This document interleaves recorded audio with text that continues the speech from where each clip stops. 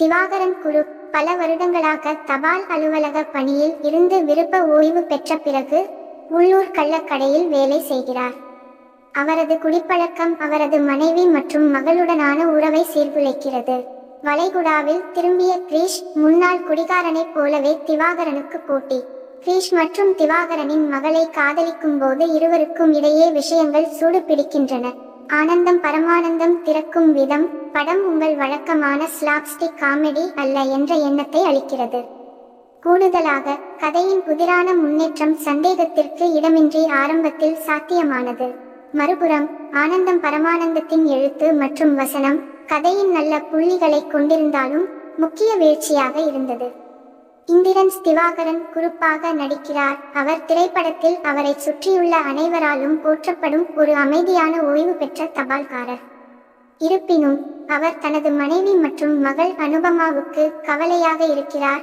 ஏனெனில் அவரது குடிப்பழக்கம் தனது பெரும்பாலான நேரத்தை அருகிலுள்ள கல் கடையில் செலவிட தூண்டுகிறது. அவரது மகளின் முன்மொழிவுகள் கூட அவர் கல் கடையில் செய்யும் குறும்புகளால் தூக்கி எறியப்படுகின்றன. அவரது மனைவி மற்றும் மகளின் வேண்டுகோளை கேட்ட திவாகரன் நிறுத்த முயற்சிக்கிறார். ஆனால் அதை சொல்வதை விட எளிதாக இருப்பதை கண்டார். வளைகுடா நாடு திரும்பிய கிரீஷ் வரும்போது அனுபமாவை காதலிக்கும் போது திவாகரனின் வாழ்க்கை மேலும் சிக்கலாகிறது. முரண்பாடாக கிரீஷ் அனுபமாவை திருமணம் செய்து கொள்வதை திவாகரன் விரும்பாத ஒரே காரணம் அந்த இளைஞனிடமும் அதே குறைகளை அவர் பார்க்கிறார். அவர் ஒரு தீவிர குடிகாரனும் ஆவார். குடிப்பழக்கத்தை கைவிட முடியாமல் திவாகரன் தனது குடும்பத்தை இழக்கும் அபாயத்தில் இருக்கும் போது கடுமையான நடவடிக்கை எடுக்கிறார். இயக்குனர் ஷாஃபிக்கு கிரெடிட் கொடுக்க வேண்டிய இடத்தில் கதையை மக்கள் ஆர்வமுடன் சொல்ல முயற்சி செய்தார். அது வெளிவரும் விதம் கொஞ்சம் விசித்திரமாக இருந்தாலும் படம் முன்னேறும்போது கதையில் சில பொழுதுபோக்கு தருணங்களை இது வழங்குகிறது. மேலும் தொடக்க காட்சி நிச்சயமாக பார்வையாளர்களின் ஆர்வத்தை தூண்டுகிறது. ஒரு நபரின் வாழ்க்கையில் மதுப்பழக்கத்தின் பேரழிவு விளைவுகள் திரைப்படத்தின் கருப்பொருளாகும். இது திரைப்பட தயாரிப்பாளர்களுக்கு நன்கு தெரிந்த ஒரு சமூக பிரச்சனையை கையாளுகிறது. இது அசல் இல்லாவிட்டாலும் ஒரு இளைஞன் தனது தந்தையின் கடைசி விருப்பத்தை நிறைவேற்ற மறுப்பதன் மூலம் பிரச்சனை எவ்வளவு தீவிரமானது என்பதை காட்டுவதில் படம் சில சமயங்களில் வெற்றி பெறுகிறது. ஏனெனில் அவர் 16 நாட்களுக்கு மதுவை தவிர்க்க வேண்டும். இருப்பினும் படம் முன்னேறும்போது திவாகரனுக்கும் கிரீஷுக்கும் இடையிலான மோதலுக்கு அடியில் செய்தி தொலைந்து போவதாக தோன்றுகிறது. படத்தின் நம்பிக்கையூட்டும் கருத்து சில சமயங்களில் உபதேசம் செய்வது போலவும் இந்திரனின் திவாகரனை தவிர பல்வேறு கதாபாத்திரங்களின் பெரும்பகுதி கற்பனைக்கு எட்டாத வகையில் ஒரே அடுக்காக தோன்றும். ஷராஃபுதீனின் பாத்திரம் ஒரு தீர்க்கமான மற்றும் பிடிவாதமான குடிகாரனாக இருக்க வேண்டும் என்ற நோக்கத்தில் இருந்தாலும் சித்தரிப்பு அவரை அந்த அளவிற்கு குறைக்கிறது. அழைக்க சில வேடிக்கையான வரிகள் கொண்ட ஒரு குடிகாரன்.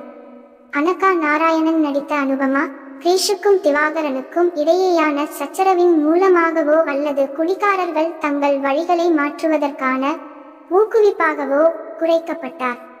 இது பெண் வெறுப்பின் குறிப்புகளுக்கு வழிவகுக்கிறது. கிரீஷ் அனுபமாவை மணக்க விரும்பாததற்கு காரணம் அந்த இளைஞனிடம் தன்னை அதிகம் பார்ப்பதுதான் என்று திவாகரனை அறிவிக்கும் போது படம் சொல்லும் சில சிக்கல் செய்திகள் தெளிவாகின்றன. திவாகரன் சந்திக்கும் வளர்ச்சி நபர் எந்த வகையிலும் மிகவும் ஆபத்தான முறையில் முடிக்கப்பட்டவர். படம் நிச்சயமாக எழுத்து மூலம் ஒரு வாய்ப்பை தவறவிட்டதாக தோன்றுகிறது. ஷஃபி மலையாள நகைச்சுவை இயக்குநர்களில் ஒருவராக தன்னை நிலைநிறுத்தி கொண்டார். ஆனந்தம் பரமானந்தம் பொருத்தமில்லாத நகைச்சுவையும் அடங்காத நகைச்சுவையும் இருப்பதால் டைரக்டரால் காலத்துக்கு ஏற்றாற்போல் இயலவில்லை போலும். பைஜு சந்தோஷின் கதாபாத்திரம் நகைச்சுவைக்கு ஆதாரமாக மட்டுமே இருந்தாலும் அவர் இந்த விஷயத்தில் வெற்றி பெறுவது அரிது. அஜு வர்கீஸ் நடித்த கதாபாத்திரமும் மறக்க முடியாததாக முடிகிறது. அவரது சிறிய பாத்திரம் இருந்த போதிலும் கிரீஷின் அம்மாவாக நிஷா சாரங்கின் சித்தரிப்பு எழுத்து மற்றும் பாத்திரத்தால் தெளிவாக சித்தரிக்கப்பட்டது. அவள் ஒரு விரைவான புத்திசாலித்தனமான பாத்திரத்தை வழங்கினாள். அவள் தன் மனதை பேச பயப்படுவதில்லை. பொருத்தமான தலைப்பை பேச முயற்சித்தாலும் ஆனந்தம் பரமானந்தம் அதன் தருணங்களை கொண்டுள்ளது. ஆனால் படத்தின் எழுத்து மற்றும் ஸ்கிரிப்ட் மோசமாக செயல்படுத்தப்பட்ட நகைச்சுவைகள் மற்றும் காலாவதியான முன்மாதிரியுடன் அதை எடை போடுகிறது.